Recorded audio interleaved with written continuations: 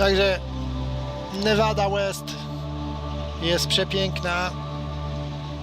Mam na myśli drogi, piękne odlinijki, szerokie pobocza.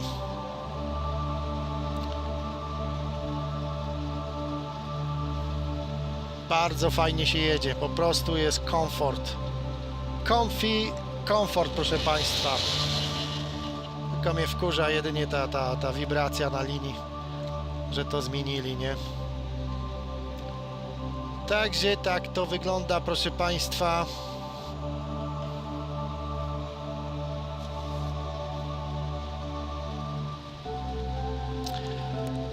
Na przykład ludzie tutaj na przykład ze Stanów, Amerykanie czy Kanadyjczycy, którzy się tu wychowali, oni bardziej lubią właśnie Peterbilty czy Kenworthy, KW czy Western Star.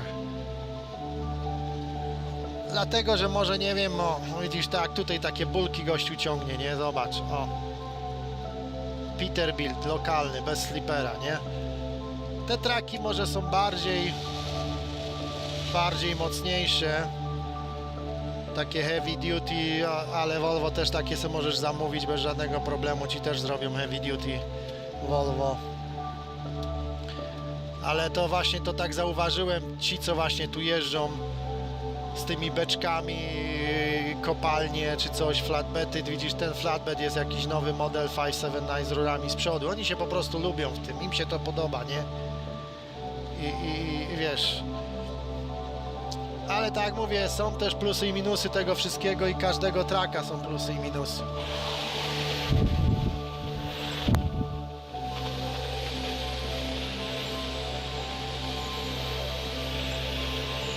Każdego traka są plusy i minusy, proszę Państwa.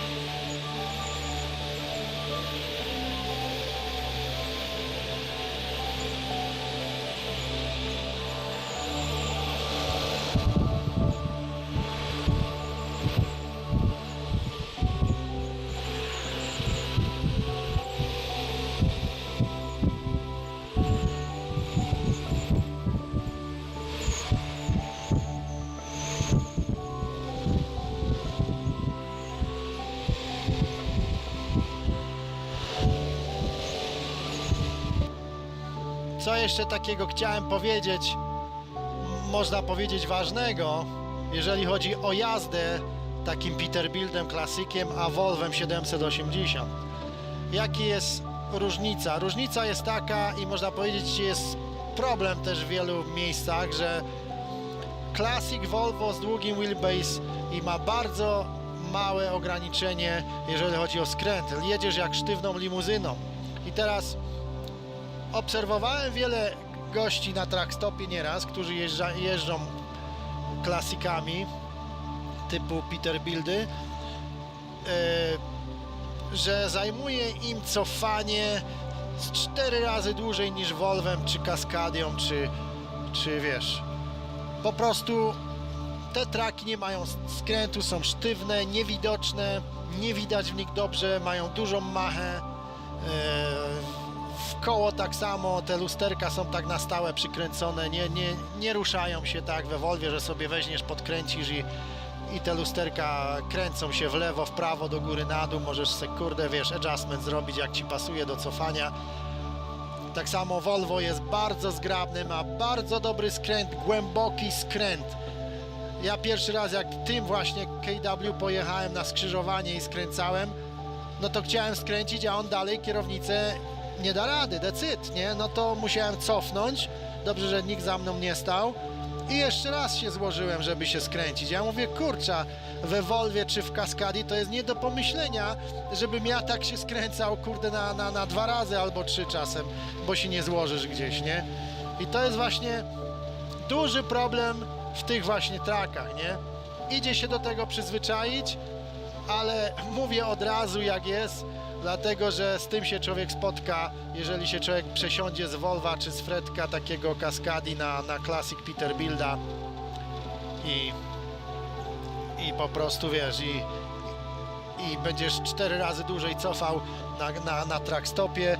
Czasem ci ludzie otwierają drzwi przednie od kierowcy, bo nie widzą nic, to otwierają drzwi, stają na schodkach czasem niektórzy i kurde, wiesz, dojeżdżamy tu do Fernley, Nevada, zaraz tu będziemy zjeżdżać na właśnie Lowsa, tankować. Tankuję na Lowsie dlatego, że zbieram punkty. 4 centy za każdego galona ci dają punktów, czyli takie jedno tankowanie traka to prawie $8 wychodzi. Nieraz jak i więcej zatankujesz, to pod 10 dochodzi nieraz, nie? Tu jest 40 chyba 6 exit będzie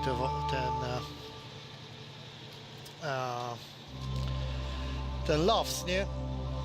Także tak to wygląda z mojej obserwacji, z mojego doświadczenia jazdy. Już prawie można powiedzieć 25 lat jeżdżę i nie jest to może dużo, nie jest to też mało. Z obserwacji nie jeżdżę wczoraj, nie zrobiłem prawa jazdy miesiąc temu, tylko jeżdżę lata i obserwuję to. Jeździłem różnymi trakami. Jedynym trakiem, którym nie jeździłem, to był Western Star.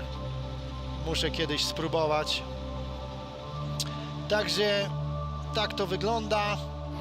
Myślę, że te po prostu typy tak zwane, czyli porady, się komuś sprzedadzą. Jest mnóstwo różnych filmików, ludzie robią na YouTube, można sobie pooglądać, ale tak mówię, no dużo ludzi chwali swoje. Jak ktoś jeździ całe życie Peterbiltem, to nie będzie chwalił Volvo. Jeżeli znów ktoś jeździ całe życie Volvem, to nie będzie chwalił Peterbilta i tak, nie? Zależy jak popatrzysz na to. I każdy niech idzie sobie oglądnie do dealera, niech sobie popatrzy, co jemu odpowiada, usiąść za tym trakiem, posiedzieć trochę i po prostu posiedzieć w sliperze, położyć się nawet na tym łóżku, za tą kierownicą chwilę, porozglądaj się po tych szafkach, jaki storage, jaka lodówka, silnik, przejedź się, jaki skręt ma, cofanie, jak się czujesz w tym traku, bo to jest bardzo ważne. Później w praktyce wiele rzeczy takich wychodzi, gdzie potem ludzie się wkurzają, a żałuję, że to kupiłem czy tamto, nie? Także przemyśleć sprawę i życzę powodzenia w zakupie traka, czy nawet jak się szuka kompanii jakiejś, która po prostu przyjmuje do pracy, to też jest ważne, jakim sprzętem się będzie jeździć, nie? Bo jeżeli nie lubisz jakiegoś traka i pójdziesz tylko dlatego, żeby w jakiejś kompanii jeździć, chyba że ci nie zależy, no to twoja sprawa, ale jeżeli jeździsz na krótkie, to może ci nie zależy, ale tak na dalekie trasy, to powiem wam, że to jest bardzo ważne, jakim się sprzętem jeździ, dlatego że ty w tym traku będziesz mieszkał cały czas. Oni mówią, że w traku się nie mieszka. Mieszkasz, zobacz, od rana do nocy siedzisz w tym traku i nawet po pracy. No idziesz na chwilę gdzieś tam może do restauracji, czy na shower, czy gdzieś i potem wracasz z powrotem. Mogę to tak brzydko powiedzieć, jak pies do budy wchodzisz z powrotem, nie? Jeżeli chcesz, żeby ta twoja buda była ładniejsza, przytulniejsza, wybierz sobie to, co naprawdę ci odpowiada. Naprawdę, bo to jest bardzo ważne. Jest dużo ładnych traków dzisiaj na markecie, można powybierać jak komu co pasuje. Mi osobiście się podoba duże Volvo 780, potem ten KW T680, bardzo fajny trak tak samo. Nowy Western Star mi się też podoba, nigdy nim nie jeździłem, ale muszę kiedyś iść zobaczyć, bo też tam ładny stolik zrobili w środku i siedzenia i lodówka duża, szafki ładne, muszę sam pooglądać. Także nowa Cascadia, bardzo ładna. Nawet Coronado, ten co nas minął, ten nowy track, bardzo ładny, nie? I teraz mówię, jeżeli komuś nie zależy, jeżeli ktoś lubi klasiki, proszę sobie kupić to, co ci pasuje. Czy Classic Peterbilta, czy Classic Kenwortha, czy Classic International Lone Star.